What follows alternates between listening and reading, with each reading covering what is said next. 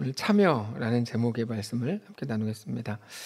하나님께서 유다가 더럽혀진 이유는 거짓 선지자들 때문이다 라고 말씀을 하신 이후에 오늘 본문으로 이어지는데, 그러므로 거짓 선지자들의 말을 듣지 말라 이렇게 말씀을 하십니다. 지난 본문 기억을 하시는 거죠.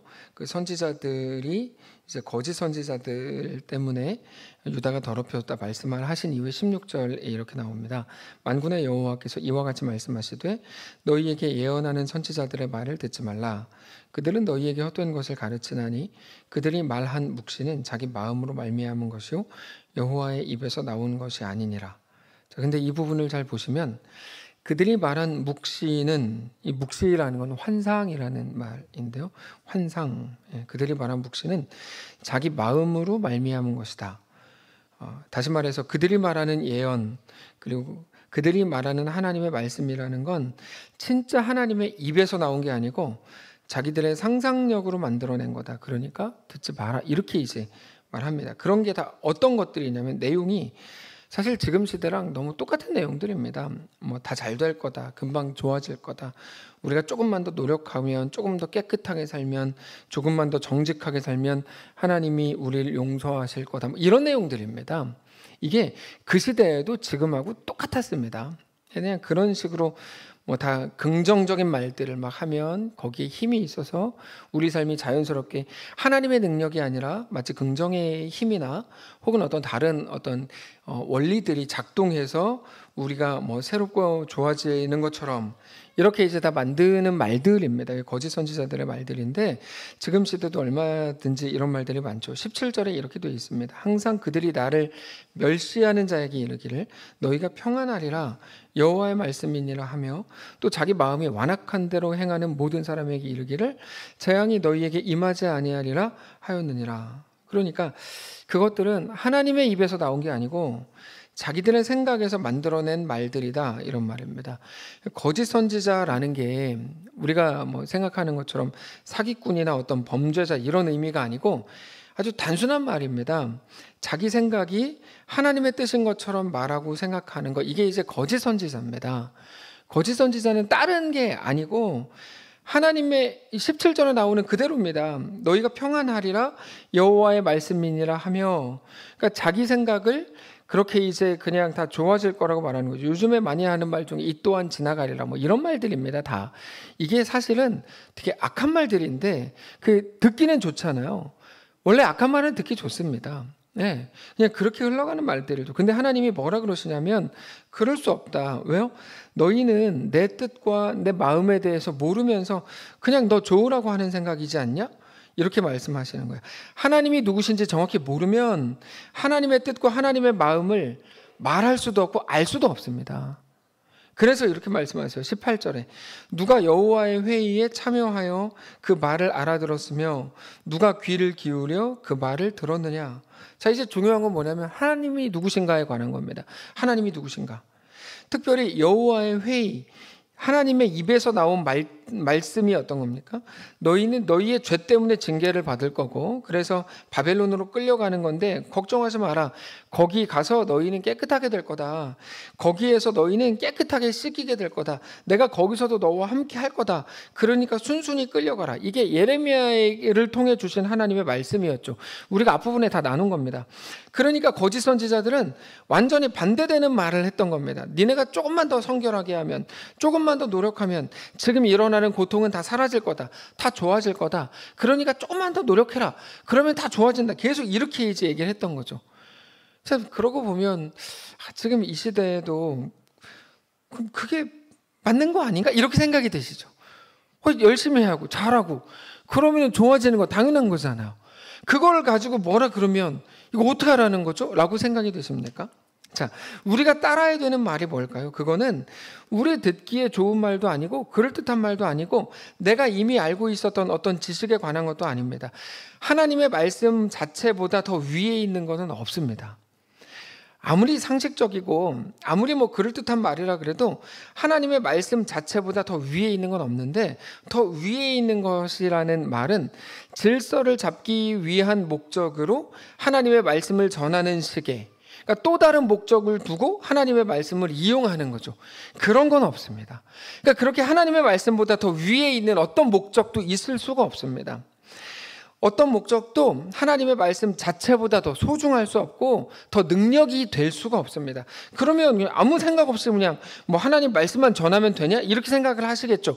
맞습니다. 하나님의 말씀이 그냥 맨 위에 있는 겁니다. 하나님의 말씀이 그냥 그겁니다. 그냥. 근데 걱정하시죠. 걱정할 필요가 없어요. 왜냐하면 이런 거죠. 하나님의 말씀을 내가 대충 알겠는데 하나님의 말씀을 전하면 막 질서가 깨지고 교육이 안 될 것 같고 이런 순간이 있거든요. 분명히 있어요. 근데 그런 생각을 할 필요가 없다는 거예요. 왜냐하면 그렇지 않을 뿐만 아니라 하나님의 말씀의 특성과 그 능력에 대해서 몰라서 그렇게 말하는 건데, 하나님의 말씀은 살아있고 운동력이 있어서 우리가 생각하고 염려하는 것과는 완전히 다른 결과가 나온다는 겁니다. 우리는 하나님의 말씀을 있는 그대로 전하면 교육도 안 되고 뭐 질서도 깨지고 사회가 엉망이 될 것 같잖아요. 안 그래요. 하나님의 말씀은 살아있고 활력이 있고 운동력이 있어서 좌우의 날선 어떤 검보다 더 예리하여 혼과 영과 관절과 골수를 찔러 쪼개기까지 하며 또 마음의 생각과 뜻을 판단하나니 지으신 것이 하나도 그 앞에 나타나지 않음이 없고 우리의 결산을 받으실 이의 눈앞에 만물이 벌거벗은 것 같이 드러나느니라. 이게 이제 히브리서 4장 12절 13절입니다. 하나님의 말씀은 세상에 있는 어떤 질서보다 더 크고 완전합니다. 우리가 막 하나님의 말씀을 염려해 줄 때가 많아요. 하나님의 말씀을 내가 대충 알겠는데 하나님 말씀대로 하면 이게 막 손해도 크고, 예를 들면 이것도 이렇게 되고 저것도 저렇게 되는 거 아니야? 여러분, 그런 염려를 하지 말라는 거예요. 하나님의 말씀이 가장 높이 있기 때문에. 오늘 본문에는 자기 마음으로 말미암은 것과 이게 옳다고 생각이 되는 거죠. 또 하나는 여호와의 입에서 나온 것, 이 두 가지가 대조가 됩니다. 자기 마음으로 말미암은 것과 여호와의 입에서 나온 것. 근데 이 두 가지가 언제나 우리 속에서 대립이 되는 것들입니다. 항상 싸워요. 저는 바울이 너무 부러워요. 바울은 정말 정직한 사람 같아요. 너무 솔직해요. 우리는 저만 해도 제가 솔직하게 막 이렇게 얘기를 한다고 해도 사실 저 감추는 게 너무 많거든요. 솔직히 말하면 제가 감추는 게 얼마나 많겠습니까?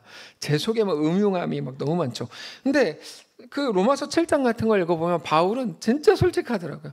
자기 마음속에 두 가지 법이 있는데, 하나는 죄의 법을 따르고 싶어하는 마음과 하나는 또 하나님의 법을 따르려는 마음이 항상 싸운다. 이런 말을 못할 것 같아요. 우리는 내가 괜히 이렇게 말했다가 사람들이 진짜 이렇게 생각하면 어떡하지? 이런 생각해서 못할 것 같아요. 근데 바울 서신을 쭉 놓고 보면 정말 너무 솔직하게 자기 자신에 대해 다 얘기하는 걸 보면서 저 너무 부러웠어요. 복음이 이끌어가는 자리가 사실 저런 건데, 저렇게까지 조금 자신감 있고 당당하고 되게 멋있는 건데 왜 우리는 그렇게 하지 못하고 좀 자꾸 죄송합니다, 쇼를 하고 이렇게 포장을 해야 되는가, 이런 생각을 이제 자주 하게 되는데, 우리도 사실은 바울의 고백과 똑같은 현상들을 자주 경험하죠. 내 속에 올라오는 생각과 하나님의 말씀 사이에서 우리는 늘 갈등합니다.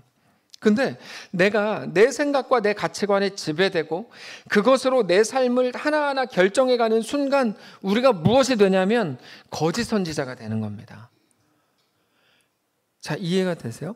거짓 선지자는 자기 마음속에서 올라오는 것들을 하나님의 뜻인 것처럼 말하는 거예요. 그래서 우리는 그것을 내가 이렇게 말해야만 돼 라고 생각하는 그 순간 내 생각이 지배하게 되면 그게 거짓 선지자가 되고, 반대로 하나님이 주시는 마음과 그 말씀을 따라서 우리 삶을 조금이라도 결정해 가면 하나님 백성의 삶을 살게 되는 겁니다. 근데 이게 간단하고 정확한 사실이지만 그렇게 쉬운 문제일 수는 없습니다. 오늘 나의 결정에 따라서 내일의 삶으로 이어지기 때문에 그 책임이라는 문제가 바로 들어가서 이게 굉장히 어려운 일이죠. 그 뒤에 나오는 하나님의 말씀을 보면 알 수 있어요. 19절에 이렇게 되어 있습니다. 보라, 여호와의 노여움이 일어나 폭풍과 회오리 바람처럼 악인의 머리를 칠 것이라. 여호와의 진노가 내 마음에 뜻하는 바를 행하여 이루기까지는 그치지 아니하나니 너희가 끝날에 그것을 완전히 깨달으리라. 너희가 아무리 다 좋아질 거다, 좀만 더 견뎌봐라, 더 좋은 세상이 올 거야, 아무리 그렇게 긍정적인 말을 한다 그래도 그럴 일 없을 거다, 이렇게 말하는 겁니다. 그럴 일 없을 거다. 왜요? 사람의 상상력으로 만들어낸 말이 우리의 내일을 만드는 게 아니고 오직 하나님의 말씀이 우리의 삶을 이루어가는 것이기 때문입니다. 오직 하나님의 이끄심 속으로 들어가서 우리가 하나님의 말씀으로 인한 평안을 누리지 못하면, 자, 이게 무슨 말이냐면 하나님의 말씀으로 인한 평안. 그러니까 하나님의 말씀이 오늘 본문으로 보면 충격적인 말씀이잖아요. 바벨론에 질 거다, 끌려가라. 근데 하나님의 말씀으로 인한, 하나님을 믿는 믿음으로 인한 현실 상황 속에서의 평안을 누리지 못하면 우리가 아무리 좋은 생각을 하고 좋아질 거라고 말을 해도 다 소용없다는 거죠. 우리가 얻을 수 있는 유일한 평안은 하나님으로 인한 자신감밖에 없는 거죠. 하나님으로 인한 자신감. 우리의 현실이 바벨론으로 끌려가는 것 같을지라도. 그래서 우리가 여기서 아주 중요한 하나의 결론에 이르게 되는데, 그러면 우리의 평안이라는 건 과연 뭐냐 하는 겁니다. 우리 평안이라는 건 과연 뭐냐? 그건 바로 하나님의 생각 속으로 들어가는 겁니다. 이거는 제가 최근 한 달 이내에 했던 설교 문장 중에 가장 멋있는 문장입니다. 그걸 그냥 이렇게 다 고개만 끄덕이고 넘기신다는 건 너무 억울한 일입니다. 다시 할게요. 자, 우리가 여기에서 아주 중요한 하나의 결론에 이르게 되는데, 우리의 평안이라는 건 뭐냐? 그건 바로 우리가 하나님의 생각 속으로 들어가는 겁니다. 여러분, 감사합니다. 근데 여러분, 이거는 정말 되게 중요한 거예요. 우리가 하나님의 생각 속으로 들어가는 거, 하나님이 이끄시는 그 줄을 잡는 거죠. 이게 우리에게 있어서 평안이다라고 소개하는 거예요, 성경이. 그러니까 우리는 평안을 항상 상황의 문제로 접근하잖아요. 뭐가 어떻게 됐다, 뭐가 어떻게 됐다. 근데 성경은 우리의 평안에 대해 그렇게 말하지 않아요. 오직 우리의 평안은 하나님의 생각 속으로 들어가서 하나님이 이끄시는 그 줄을 잡는 것이라고 소개해요. 우리 현실 속에서 우리 주인이신 하나님을 믿음으로 바라보는 겁니다. 그렇게 하나님을 더 깊이 묵상하고 더 깊이 생각하는 겁니다. 그러면 좋아질 거야? 아닙니다. 그게 우리가 살 유일한 길이다, 이렇게 소개합니다. 바벨론으로 끌려갈지언정, 혹은 홍해 앞에 설지언정, 요단강 앞에 설지언정. 21절입니다. 이 선지자들은 내가 보내지 아니하였어도 다름질하며 내가 그들에게 이르지 아니하였어도 예언하였은즉 그들이 만일 나의 회의에 참여하였더라면 내 백성에게 내 말을 들려서 그들을 악한 길과 악한 행위에서 돌이키게 하였으리라. 여기 나오는 그들이 만일 나의 회의에 참여하였더라면, 이게 핵심입니다. 그들이 만일 나의 회의에 참여하였더라면. 어렵죠. 왜 어렵냐면 일단 회의가 어디서 열리는지를 몰라요. 우리는 알아야 참여를 할 거 아니야. 근데 몇 시에 하는지를 몰라요. 그래서 제가 이 말씀을 보면서 어떻게 참여를 해야 되는 거지? 이 생각을 했어요. 참여해야 된다는 거예요. 아까 정충 장로님이 떡으로 섬겼는데 분회장 되신 것 때문에 떡을 하신 거죠. 그 왜 차 사셨어요? 차 사셨어요? 차 사셨구나. 전에 그 좋은 차는 어디 있어요?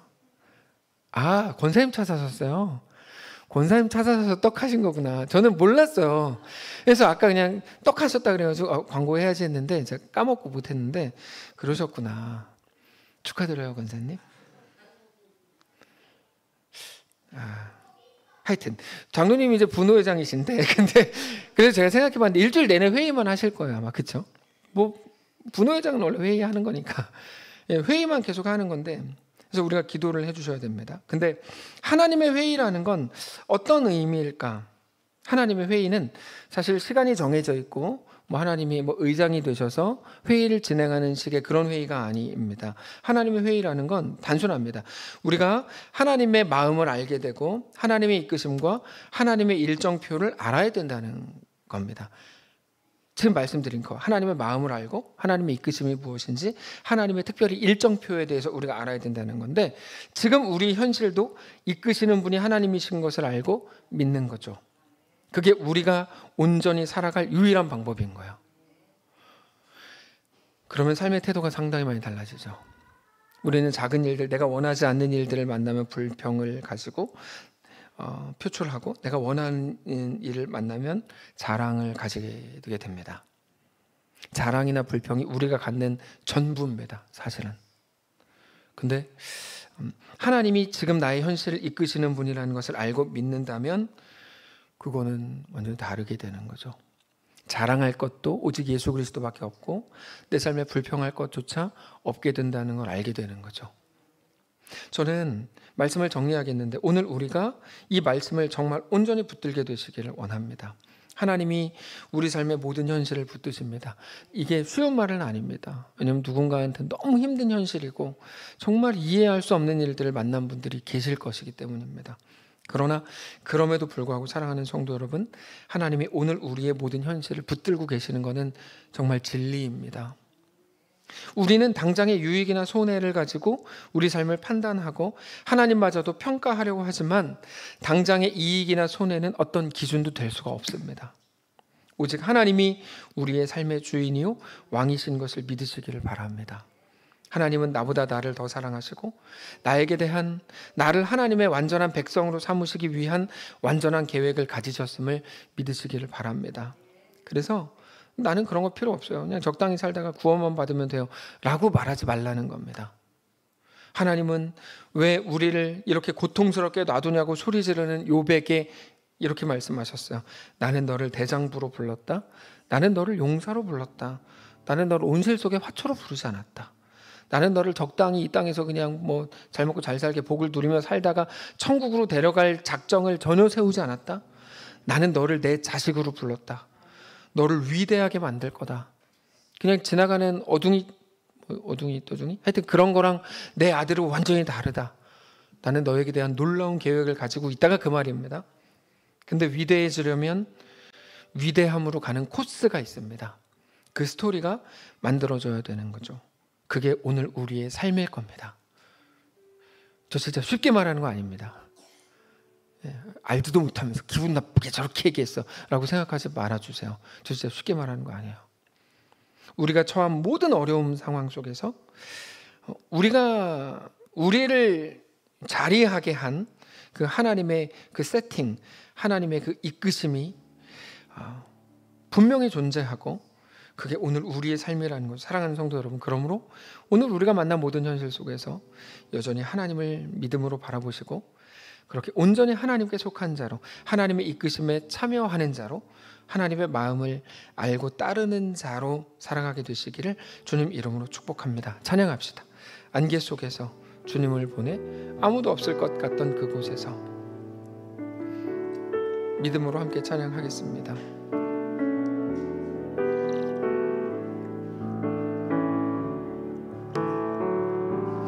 안개 속에서 주님을 보내 아무도 없을 것 같던 그곳에서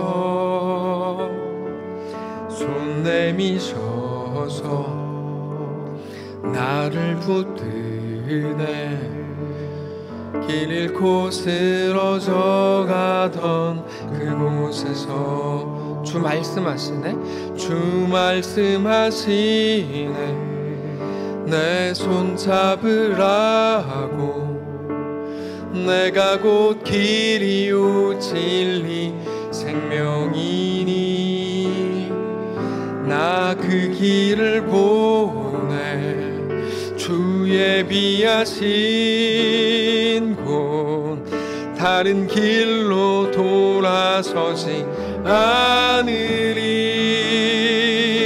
예수의 길 그 좁은 길 나는 건네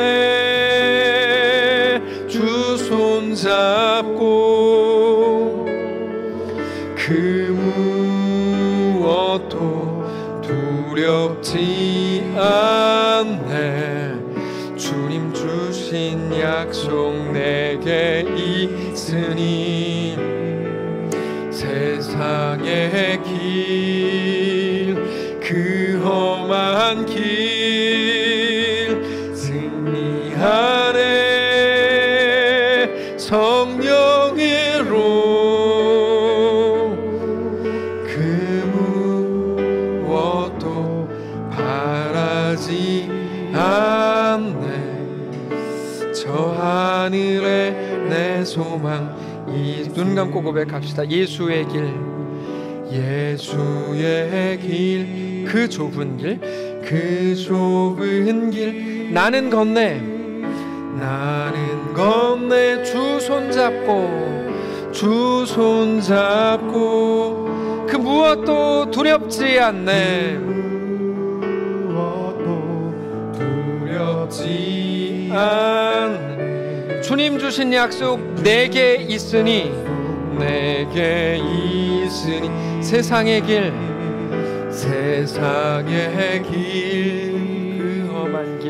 그 험한 길 승리하네 성령으로 그 무엇도 바라지 않네. 무엇도 바라지 저 하늘에 내 소망이 있으니 저 하늘에 내 소망 있으니. 하나님, 험악한 시대를 만났습니다. 그러나 여전히 나의 아버지, 나의 주인, 나의 왕이신 하나님을 기억하며 세상 어떤 상황의 변화로도 가지고 올 수 없는 진정한 평안을 누리는 사랑하는 모든 성도들 되게 하옵소서.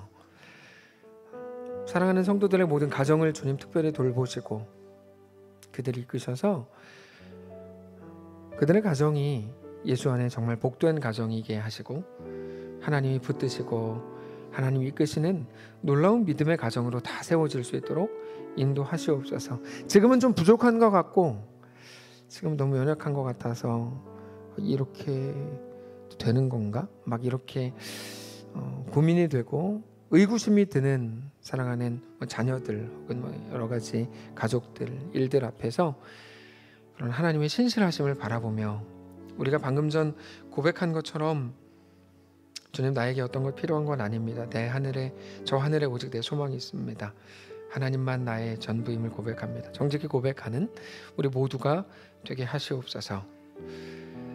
육신의 연약함 때문에 많이 힘겨워하는 성도들 붙들어 주시고 하나님 친히 찾아가셔서 세상 어떤 것보다 더 큰 위로를 허락해 주시고 더 큰 따뜻함으로 안아주시고 그렇게 하나님과 믿음으로 동행하는 행복한 한 주 되게 하시옵소서. 우리 주인 되신 살아계신 우리 주 예수님의 이름으로 기도합니다. 아멘. 이제는 우리 구주 예수 그리스도의 은혜와 하나님 아버지의 다함없는 사랑과 성령의 교통인도 역사 위로 함께 하심의 은사가 이 시간 주를 바라보며 예수 안에 허락된 그 길을 우리 주님과 함께 믿음으로 걷기를 소원하는 사랑하는 모든 성도들 머리머리 위에 그들의 자녀들 위에 그들의 가정 위에 생업과 직장 위에 사랑하는 이 교회 위에 이제로부터 영원까지 함께 계실지어다. 아멘.